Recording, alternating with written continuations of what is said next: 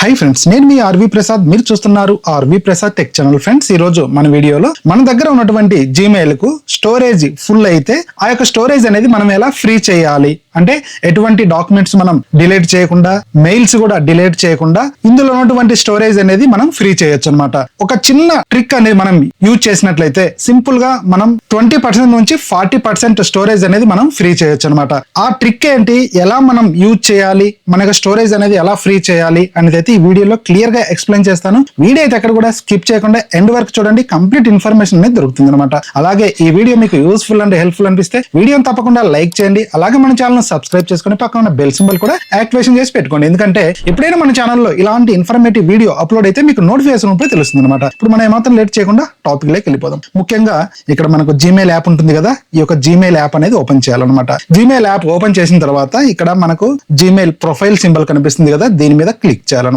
దీని మీద క్లిక్ చేసిన తర్వాత మన దగ్గర 2-3 జీమెయిల్స్ ఉంటే మీకు ఏ జీమెయిల్ అయితే స్టోరేజ్ ఫుల్ ఉంటుందో ఇక్కడ మనకు కనిపిస్తుంది. ఇక్కడ చూడండి, నాకు ఆల్రెడీ 86% అనేది ఫుల్ అయింది. ఓన్లీ సిర్ఫ్ 14% మాత్రమే స్పేస్ ఉంది అనమాట. అందుకే ఇక్కడ మనకు క్లియర్ గా కనిపిస్తుంది చూడండి, 86% of 15 GB used manage storage అని చెప్పేసి కనిపిస్తుంది అనమాట.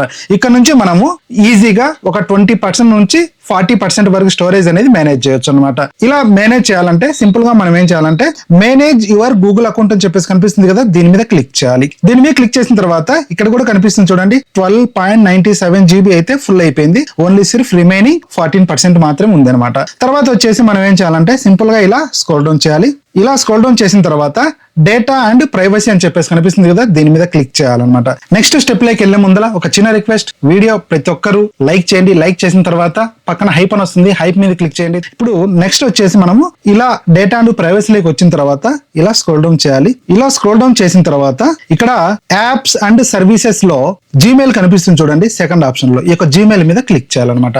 జీమెయిల్ మీద క్లిక్ చేసిన తర్వాత మనకి ఇలా రావడం అయితే జరుగుతుంది గూగుల్ డాష్ బోర్డ్. ఇక్కడ మనం ఏం చేయాలంటే కొంచెం స్క్రోల్ డౌన్ చేయాలి. ఇలా స్క్రోల్ డౌన్ చేసిన తర్వాత ఇక్కడ ఫొటోస్ కనిపిస్తున్నాయి చూడండి, గూగుల్ ఫొటోస్. ఇక్కడ 2000+ ఫొటోస్ అని చెప్పేసి కనిపిస్తుంది, దీని మీద క్లిక్ చేయాలన్నమాట.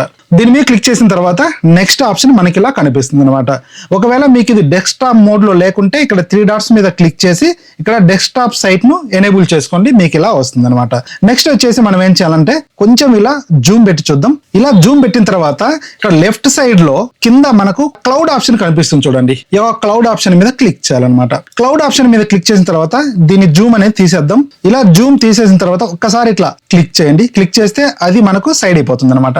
నెక్స్ట్ ఇక్కడ కొంచెం జూమ్ పెడతాం చూడండి, ఇక్కడ రికవర్ స్టోరేజ్ లో convert exiting photos and videos to storage saver అని చెప్పేసి కనిపిస్తుంది కదా, దీని పక్కన లర్న్ మోర్ అని చెప్పేసి కనిపిస్తుంది చూడండి, దీని మీద క్లిక్ చేయాలన్నమాట. దీని మీద క్లిక్ చేసిన తర్వాత ఇక్కడ ఐ అండర్స్టాండ్ దట్ కంప్రెసింగ్ అని చెప్పేసి కనిపిస్తుంది కదా, చెక్ బాక్స్ మీద క్లిక్ చేయాలన్నమాట. అంటే టిక్ మార్క్ పెట్టాలి.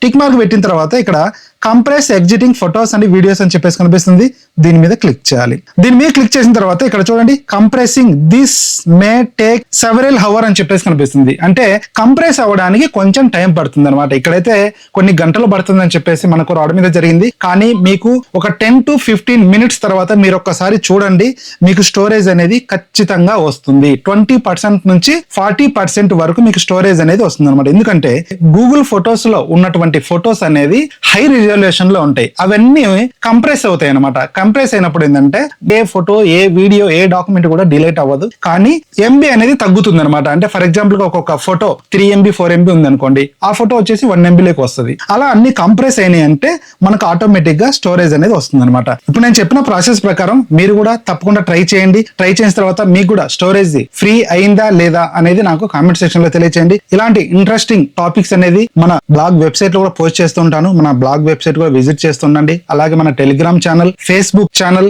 వాట్సాప్ ఛానల్ లో కూడా జాయిన్ అవ్వండి. అలాగే ఈ వీడియో మీకు యూస్ఫుల్ అండ్ హెల్ప్ఫుల్ అనిపిస్తే వీడియోని తప్పకుండా లైక్ చేయండి. అలాగే మన ఛానల్ సబ్స్క్రైబ్ చేసుకోవడం మాత్రం మర్చిపోకండి. Thanks for watching. జై హింద్, జై భారత్.